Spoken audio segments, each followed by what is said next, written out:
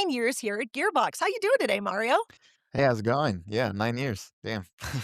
Time does fly when you're making It games, right? does. Tell the community a little bit about what you do, what's your title, and how you're spending your time at Gearbox. So my title is senior project producer. I've been spending a lot of time on all things post-launch for Borderlands 4 over the last year, so it's been a lot of fun.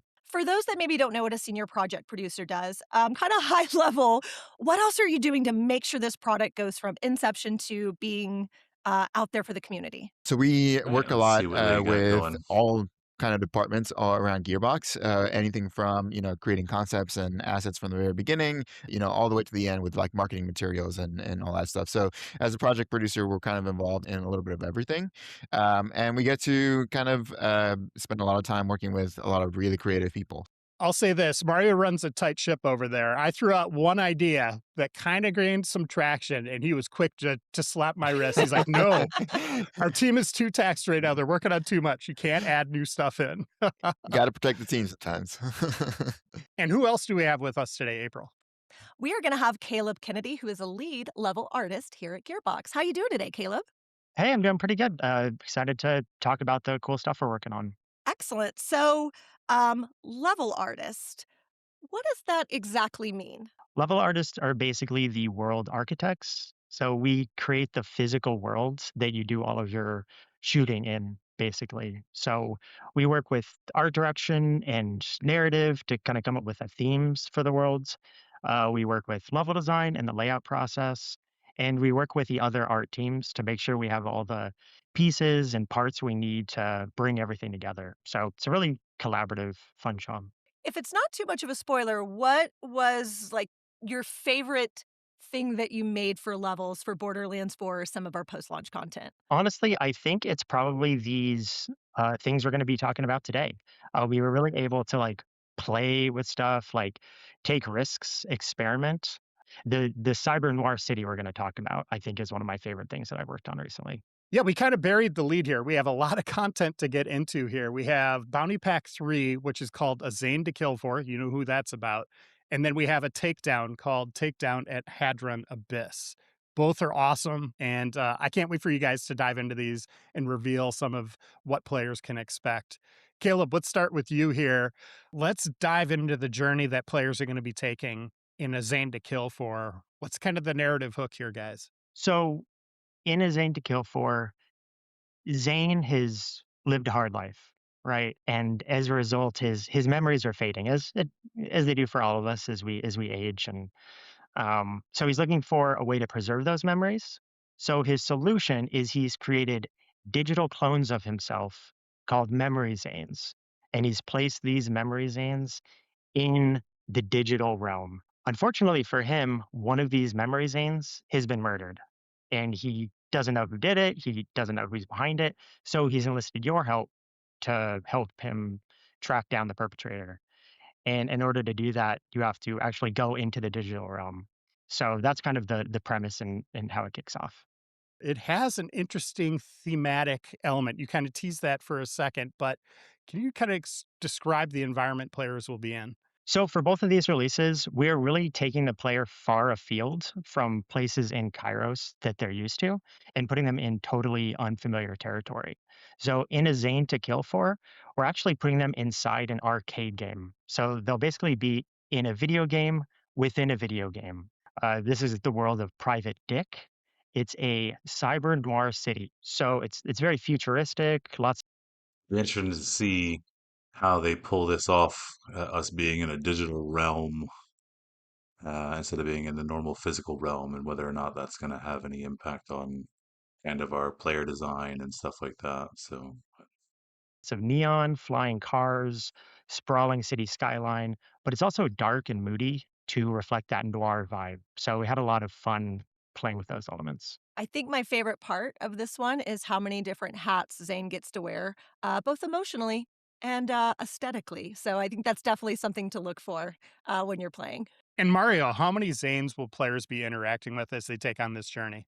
Players are going to get to have the luxury of interacting with a handful of Zanes that, as April said, have a lot of different hats. So, yeah, multicolored Zanes. It's gonna be a cool ride. Mario, so you're a senior project producer and you've been really passionate and overseeing a lot of our post-launch content for Borderlands 4. So can you break down a bit like what is a bounty pack and what's sort of our idea behind them? So we wanted to be able to tell just kind of little short stories everywhere, with featuring our some of our most beloved characters. We wanted to have a lot of different themes that our team kind of got excited about, and so with the Zane to Kill for, we wanted this murder mystery type genre that we wanted to explore in this cyber noir place. So we're pretty excited for people to kind of see this genre. I know we have some things that you need to have completed the game, but for our bounty packs, early on in the game, you can go ahead and access those, right? Yeah, they're very early on, and like I said, we wanted to provide more narrative content, and this was an avenue for us to be able to provide that in a shorter way. Now, while this is going to have some additional narrative content, there's going to be some new gear, right? Of course, it wouldn't be a Borderlands expansion or a DLC without any more gear. So it comes packed with a pearl that everyone would be excited about, and handful of legendaries as well. So there's plenty to farm. And the thing I love about this, Caleb, you touched on this for a second, is that we're kind of going off Kairos. You're kind of getting that journey down the rabbit hole, so to speak, into a different kind of world. Can you talk about bringing this one to life? Like, where did you pull inspiration from? What did you really want to accomplish within the world itself? The most fun we have creating environments is pulling inspiration from the story. So this is a video game inside a video game, right? It means that the city itself that we're creating, it doesn't need to necessarily follow the rules of gravity or physics. So we can really get playful with the environment. It's also a city that's kind of unstable. So again, in terms of pulling inspiration from the story, we wanted to take the murder of the memory Zane that we're investigating and kind of bring that into the setting. So the buildings are kind of digitizing away. They might be floating above the player. There's pieces missing. Roads and bridges are unreliable because they're splitting apart. So we were able to kind of like bring that all together and create a player experience that's really informed by the story, which was really fun. And with the instability of the world itself, I'm guessing that means more traversal than you maybe had in the previous Borderlands game. We had a lot of verticality there, but now, like you said, things are floating away. Can you kind of describe the gameplay experience players can expect? Yeah, that's a really cool thing about post-launch content. We're really able to run with some of the cool new mechanics we introduced in Borderlands 4.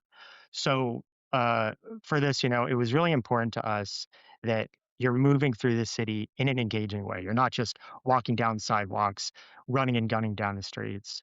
So, you're scaling buildings, you're grappling up to rooftops to fight enemies, you're gliding across cityscapes, you're breaking into apartment buildings and dance clubs. We really wanted to use those mechanics to make sure that the player could interact in a way that was really engaging and dynamic. So that was a lot of fun on this project. I'm such a fan of, like, cyber noir and having, like, even some of that, like, synth wave and, like, vaporware kind of style in it, but when you think about, like, level and the design of that and the art of that, were there any, like, challenges or ways that you were I know we used color to sort of distinguish our Yes. Zanes, but that was something that you brought into those environments as well. Yeah, it was. Anyone that's navigated a new, unfamiliar city knows how overwhelming it can be, and that goes doubly for, our sort of city, which is very An colorful. unreliable city. An unreliable city, exactly. I mean, that makes it even more overwhelming potentially, right? There's a lot going on, lots of neon, stuff's coming apart. So we wanted to make sure that the player can navigate easily and have a good time making their way through the level without relying on the HUD too much. So part of what we did was we came up with color districts. So we chose a primary and secondary color and we theme each section of the city with those colors. So now the player should have a good mental map of each. Hmm. Okay. So, right. Okay. So we go to the purple district, go to the blue district, things like that, in order to go if we're wherever you're farming. Okay. section of the city. And on top of that, it creates a cool, unique vibe for each part of the city. It creates a unique atmosphere for each section. So I think it works out really well. Yeah, I think when I first, really when I started my game dev career, it was a thing that I knew intellectually, but when you really see how vital lighting is, like, when you see a level or a map pre and post lighting, it is such a dramatic difference. Lighting is totally transformative. Absolutely. It's incredible working on a map and you see that point that lighting comes into it and it just totally changes things. It's amazing. Mario, are we gonna be seeing any new enemies introduced in this bounty pack? Yes, we are. So we're introducing a new enemy type that we're calling glitch enemies. And so these enemies Let's go. New enemies are always good for a game. It helps to keep it actually fresh. So hopefully they'll be challenging, but not ridiculous. will basically try to keep you on your toes as they randomly teleport and swap locations with other enemies. And my last question here for you guys, this is such a cool thing. Where you find this arcade game that you interact with is in an arcade, and Mario, what could players expect from it? Do you have that friend that just spends all their time in their inventory and just looking at and comparing their items and, you know, you want to go shoot things, but you have that friend. So now we have a little place for you to spend your time while they're looking through their inventory. I'm glad you've gave my co-op players some busy Cool. work. I've got to figure out what We SMG I'd definitely have like a to friend bring like into that. this fight. Patrick Bateman, I'm looking at you. Yes. So with the mini games, how did that come to be? Like, what part of the development process were we like, "We should add mini games"? So the first map in this bounty pack is actually an arcade. It's Zane's Arcade. It started out as just kind of a bachelor pad. We wanted a few games, a few classic carnival and arcade games. The artist that was working on the space ended up creating just a ton of awesome games. If you can think of it like a rhythm game, a dancing game, he made it. He really got inspired. The systems team saw those games that he had made and they actually made them interactive. So now you can actually play them. So the space went from being just kind of a simple intro area to a really cool atmospheric space that the players are going to want to hang out in, play games in.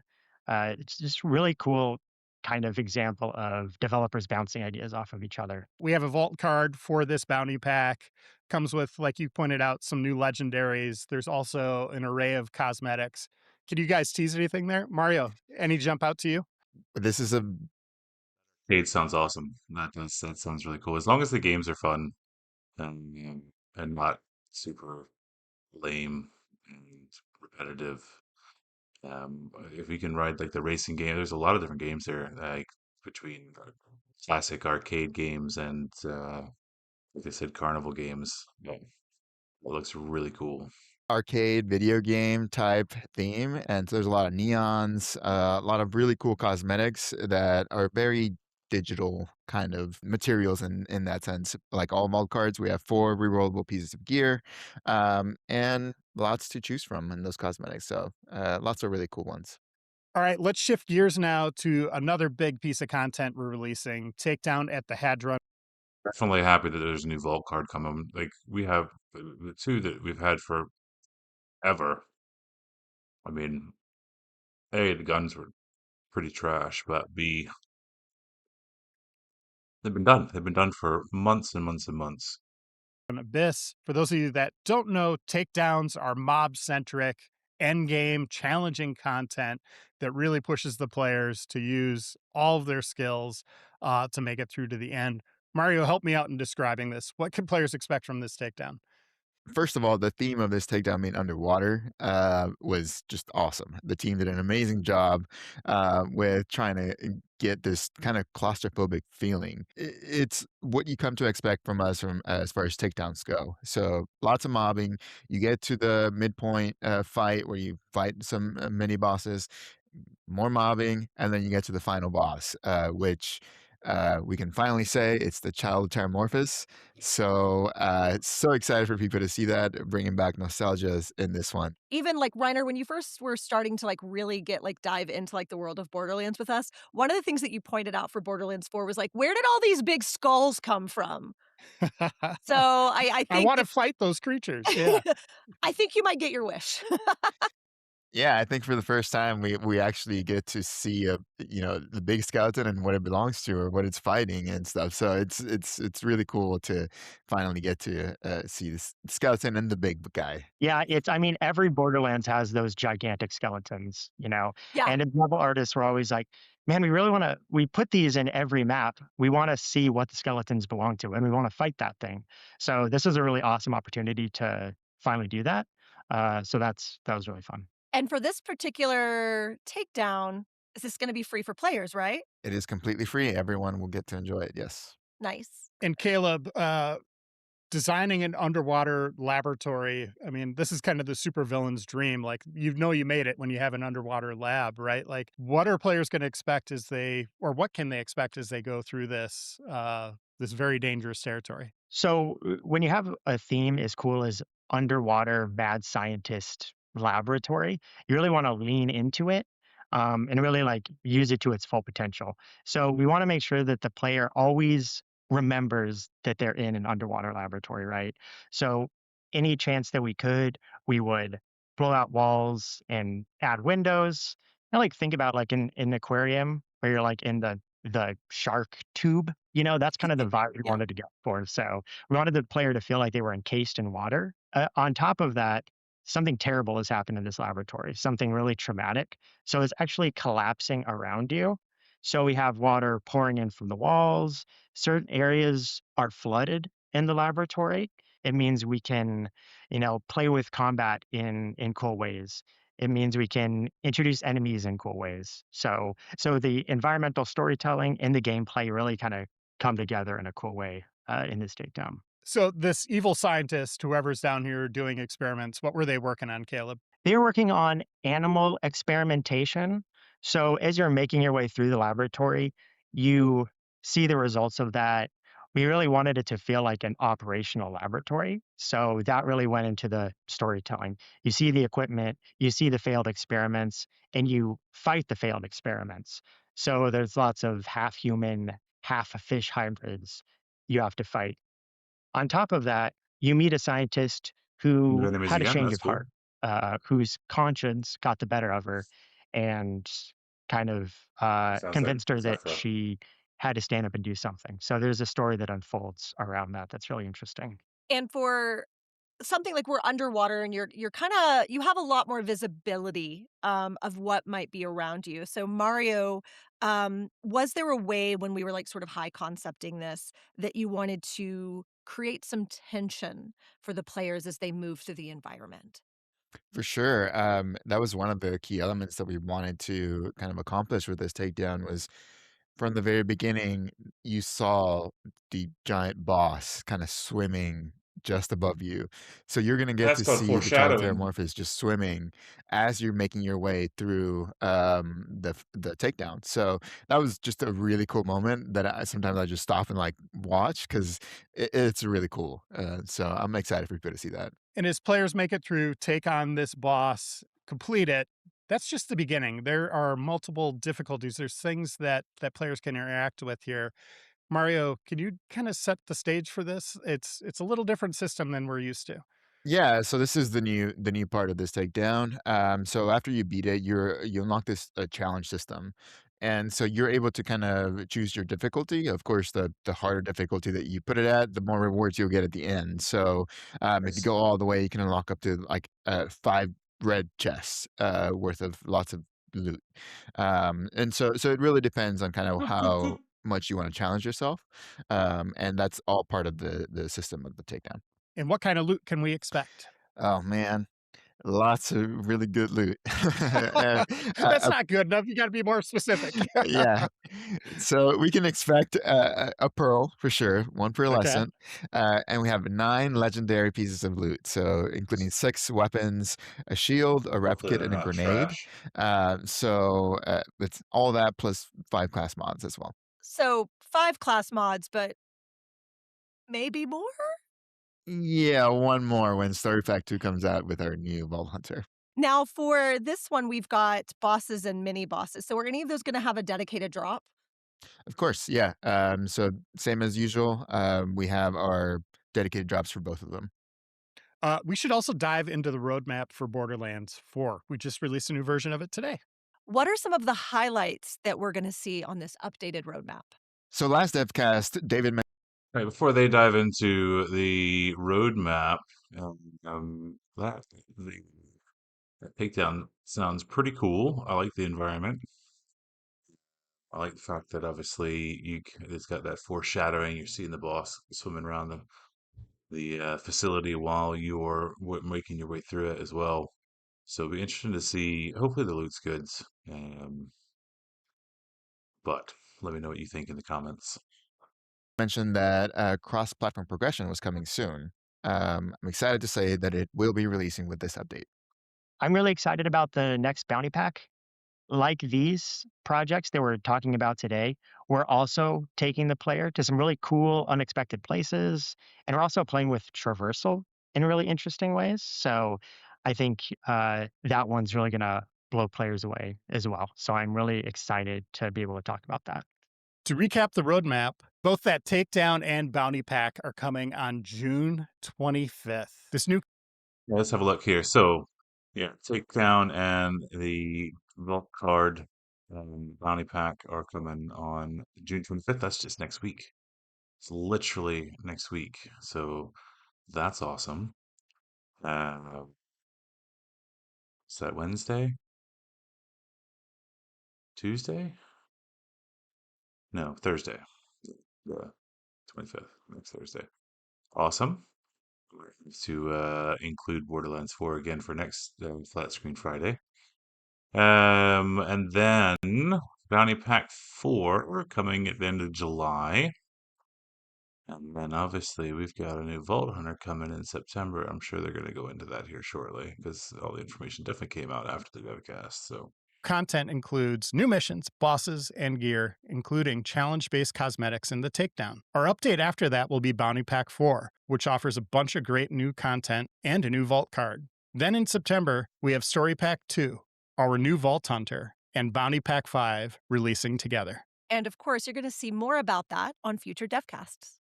April, per usual, let's end this episode with some community questions. So, Mario, Borderlands 3 featured 2 raid bosses per takedown, and raid bosses in BL4 have a timer challenge in Ultimate Vault Hunter mode. Do the bosses in the BL4 takedown also contain a time challenge with bronze, silver, and gold and platinum rewards? Yes. However, timers work a little differently here in the takedown because now you'll be able to unlock new mayhem levels. So this will be an entirely new mode in the takedown where players will be able to scale the enemy health and attacks. So based on the mayhem level, you may want to get better builds, but you unlock those by getting good at time in those timers. getting So good. so that's how the timers work. I love it. You just Now, said get good. timers also work a little differently as compared to the invincible bosses in BL4. Whereas the timers start at the start of the boss fight in the raid bosses. For the takedown, the timers start at the very beginning of the takedown run. So you'll have to make sure that you're doing your best as you get through the entire takedown. So some of the comments that we see are really curious as to why do we choose to use a timer for some of these boss fights? Yeah, so timers provide a way for us to challenge players. And so for players that want to take on the ultimate challenge, that's how we provide that with timers. And, as we see players beat the content in, platinum or gold, they get better rewards for that. So that's how we do it.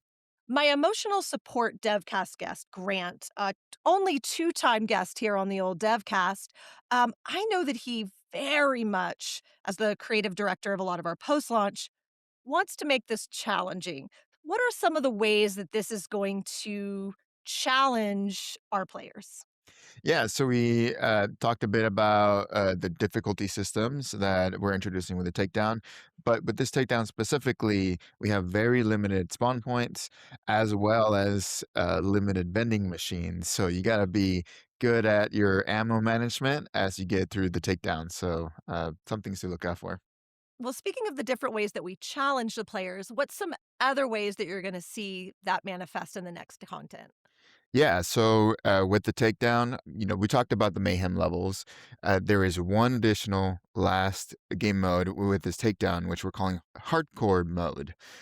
In this one, you will basically only have one life, and it will also have wildcard mission like traits as you're fighting through the takedown. So that means that if you're in a group and one of the players dies, everyone has to restart the entire takedown. Ooh. So And you really gotta trust your co-op That's squad. hardcore. yeah, that's hardcore for everyone. Yep. Mario, in some of the other content in Borderlands 4, people are circumventing the mobbing and just going right to the boss or to the conclusion of that challenge. In this takedown, is there going to be required mobbing? Yes, there will be as you go. We have two bosses in the takedown, so you have to get through the mobs to get to the bosses. So yes, there will be lots of mobbing in this one. And Mario, if there are two raid bosses in the takedown, how exactly will Moxie's Encore machine work? Well, with the takedown, because this is the one that we're releasing for BL4, things are a little differently, and you will have to complete the run every time. And Caleb, here's another community question. Will the takedown require buying Bounty Pack 3? It will not. Anyone who has Borderlands 4 can play the takedown. And Caleb, in a similar breath here, is pearlescent gear locked behind the paid Bounty Pack? That will come with the bounty pack. Yes.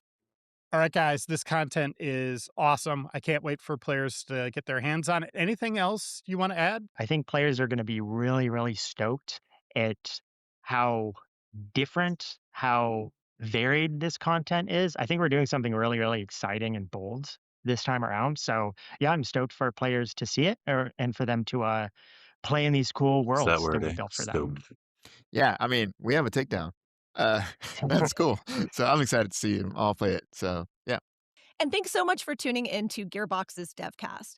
Be sure to leave any comments or community questions for us on our Gearbox socials. We're definitely peeping and creeping those because we want to make sure that we're addressing as many of those questions as we can on our next Devcast. Speaking of our next Devcast, what are we covering next time, Reiner? We're going into another bounty pack, which is called Murders and Acquisitions. I wonder if we can tell them who they might see. I will say it's a very fancy lady. Dun, dun, dun, to be continued. In April, we're not done yet. We have one more thing. Let's introduce the world to Loveless, our next Vault Hunter.